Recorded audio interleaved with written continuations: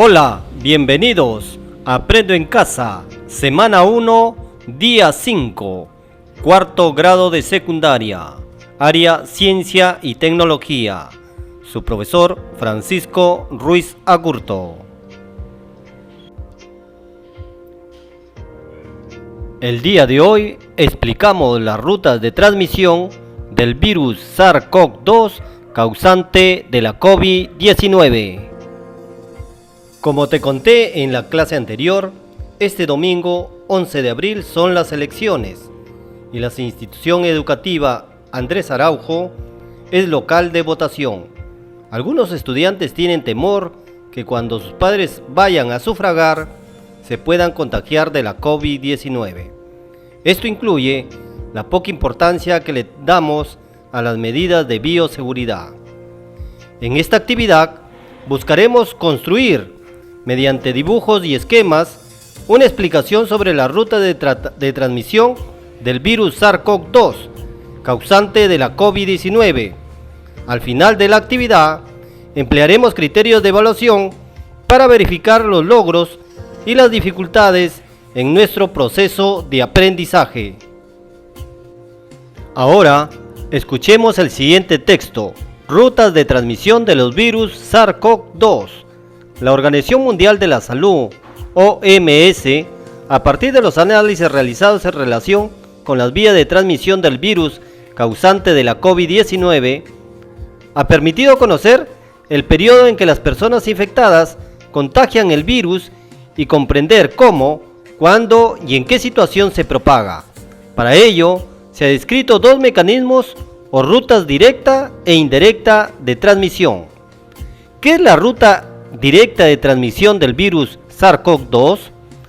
El virus SARS-CoV-2 puede transmitirse de persona a persona, como la mayoría de los virus respiratorios, mediante secreciones respiratorias, siendo este el mecanismo principal de transmisión.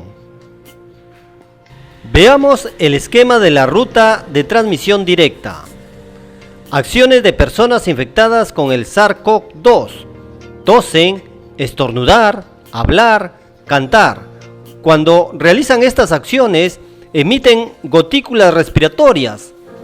Tienen un diámetro de 5 a 10 micrómetros. Contienen el virus SARS-CoV-2. Su transmisión se produce en contacto estrecho, es decir, distancia no mayor a 1 metro y hasta 4 metros cuando tosen o cantan. ¿Qué sucede con el nuevo hospedador? El nuevo hospedador o persona sin COVID-19 se infecta cuando los virus, mediante las gotículas respiratorias, pueden llegar a la boca, la nariz o los ojos. Se debe tener en cuenta que determinadas gotículas respiratorias producen aerosoles microscópicos de menos de 5 micrómetros mediante evaporación, y estas quedan suspendidas en el aire y siguen siendo infectantes tras permanecer en el aire por tiempos prolongados y viajar distancias largas. Modelos experimentales han demostrado que en una conversación de 10 minutos, una persona infectada puede producir hasta 6.000 partículas de aerosoles. ¿Qué es la transmisión indirecta? Es por contacto, ya que el virus depositado en distintas superficies por las gotas o aerosoles producidos por un individuo infectado permanece viable por tiempo variable en función de las características del material y del ambiente, factores de la temperatura y la humedad. Al estar en contacto con una superficie contaminada por las gotas y, posteriormente, con alguna mucosa oral, nasal o conjuntiva, puede ocasionar la infección.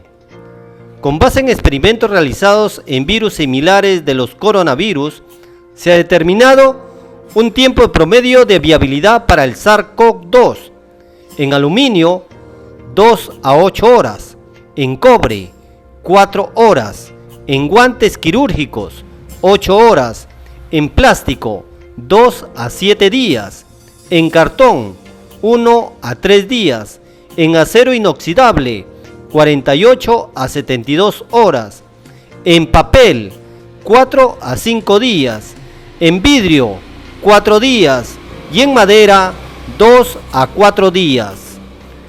En esta figura de transmisión indirecta por el contacto de superficies contaminadas con el virus, debemos entender cómo, cuándo y en qué situaciones las personas infectadas contagian el virus. Es fundamental para elaborar y poner en práctica medidas de control que consigan interrumpir las cadenas de transmisión. Bien, después de haber escuchado las rutas de transmisión del COVID-19, respondemos: ¿qué condiciones debe haber para que ocurra una ruta de transmisión directa por COVID-19? Pregunta 2. ¿Cuáles son las características de una ruta de transmisión indirecta por COVID-19? Pregunta 3. ¿Qué medidas de bioseguridad podríamos adoptar para evitar el contagio por COVID-19 en los centros de votación? Bien, ahora es momento de elaborar nuestra evidencia o producto. Dibuja o diseña una representación de las posibles rutas de transmisión del virus que podrían darse en los centros de votación y cuáles serían las medidas de bioseguridad para prevenir el contagio por COVID-19.